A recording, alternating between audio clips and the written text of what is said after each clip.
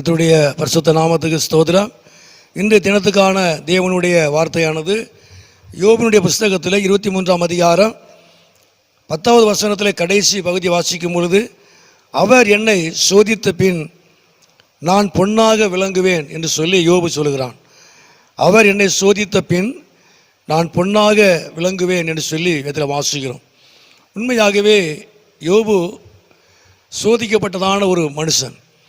ஆனால் சோதனை காலத்திலே யோபுனுடைய சில காரியங்களை நாம் பார்க்கும் பொழுது, அந்த 1ஆம் அதிகாரத்திலே 21வது வசனத்தை நான் பார்க்கும் பொழுது, கர்த்தருடைய நாமத்துக்கு ஸ்தோத்திரம் என்று சொல்கிறான்.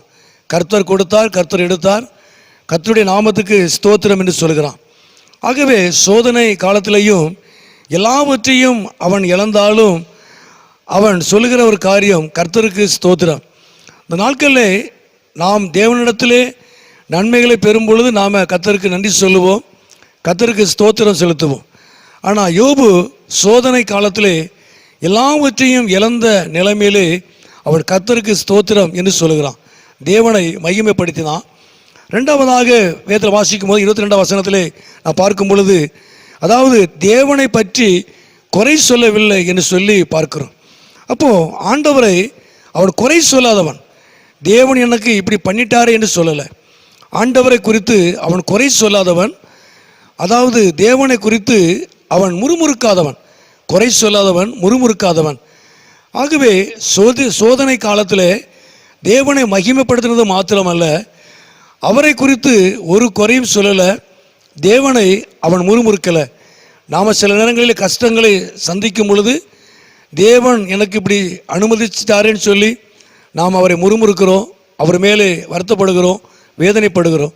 ஆனால் யோபு அப்படி சொல்லலை, ஆண்டவரை தேவனை குறை சொல்லலை, அவன் முறுமுறுக்கலை என்று சொல்லி வேதத்திலே வாசிக்கிறோம். தொடர்ந்து கீழே அந்த 2ஆம் அதிகாரத்திலே அந்த 3வது வசனத்திலே கடைசியிலே பார்க்கும் பொழுது, அவன் இன்னும் தன் உத்தமத்திலே அவன் உறுதியாய் நின்றான் என்று சொல்லி பார்க்கிறோம்.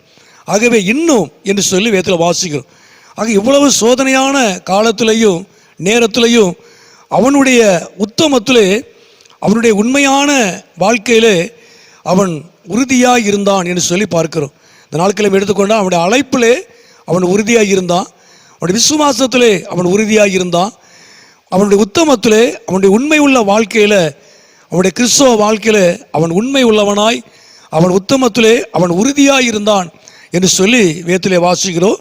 தொடர்ந்து 4ஆவதாக அந்த 9ஆம் வசனத்தை பார்க்கும் பொழுது, தேவனை அவன் மறுதலிக்கலை, அவன் பின்மாற்றத்துக்குள்ளே போகலை, கர்த்தரை மறுதலிக்கலை என்று சொல்லி வேதத்தில் வாசிக்கிறோம். அப்போ உண்மையாகவே ஒரு மனிதன் சோதனை காலத்தில் எல்லாவற்றையும் இழந்தாலும் கூட அவன் தேவனை மகிமைப்படுத்தினான், தேவனை குறை சொல்லாதபடி முறுமுறுக்காதபடி காணப்பட்டான். 3ஆவதாக தன்னுடைய உத்தமத்திலே, தன்னுடைய அழைப்பில், விசுவாச வாழ்க்கையில், உண்மையில் அவன் உறுதியாய் நின்றான் என்று சொல்லி வேதத்தில் வாசிக்கிறோம். 4ஆவது அவன் மறுதலிக்கல, தேவனை விட்டு அவன் பின்வாங்காதபடி மறுதலிக்காதவனாய் இருந்தான். ஆகவே இப்படிப்பட்டதான யோபைத்தான் தேவன் ரெட்டிப்பாக அவனை ஆசீர்வதித்தார் என்று சொல்லி நான் வேதத்திலே வாசிக்கிறோம். உண்மையாகவே அந்த நாட்களிலே சில நேரங்கள் நமக்கு சில கஷ்டங்கள், சில சோதனைகள் வந்தாலும் நாம் தேவனை மகிமைப்படுத்த வேண்டும். நாம் அவரை குறை சொல்லாதபடி, முறுமுறுக்காதபடி நம்முடைய அழைப்பிலே, நம்முடைய விசுவாச வாழ்க்கையிலே, உத்தமத்தில், உண்மையில் நாம் உறுதியாக இருக்கணும். அது மாத்திரமல்ல, நாம் அவரை மறுதலிக்காதபடி அவருக்குள்ளே நம்ம காணப்படும் பொழுது உண்மையாகவே தேவன் நம்மை பொன்னாக, சுத்த பொன்னாக அவர் இந்த பூமியிலே நம்மளை விளங்க பண்ணுவார். நம்முடைய வாழ்க்கையில் ரெட்டிப்பான நன்மைகளை தந்து அவர் நாமத்தை மகிமைப்படுத்துவார். சோதிக்கிற பிசாசை தேவன் வெட்கப்படுத்துவார். நம்ம மூலமாக தேவன் மகிமைப்படுவார். ஜெபம் பண்ணுவோம். எங்களை அதிகமாக நேசிக்கிற நல்ல பிதாவே, அருமையான இந்த நேரத்துக்காக நன்றி செலுத்துகிறோம். தொடர்ந்து ஆண்டவரே, இந்த சத்தத்தை கேட்டுக்கொண்டிருக்கிற அருமையான நம்முடைய பிள்ளைகளை என் தேவன் ஆசீர்வதிப்பீராக, உடைய நாமத்தை மகிமைப்படுத்துவீராக.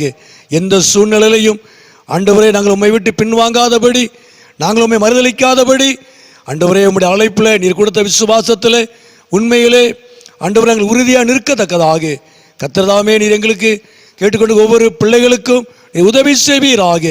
யோபை இரட்டிப்பாக ஆசீர்வதித்த கர்த்தர் இந்த சத்தத்தை கேட்டுக்கொண்டு அருமையான பிள்ளைகளை, குடும்பங்களை ஆண்டவரை இரட்டிப்பான நன்மையினால் நிரப்புவீராக, ஆசீர்வதிப்பீராக.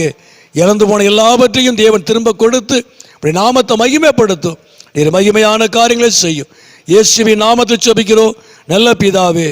ஆமேன், ஆமேன்.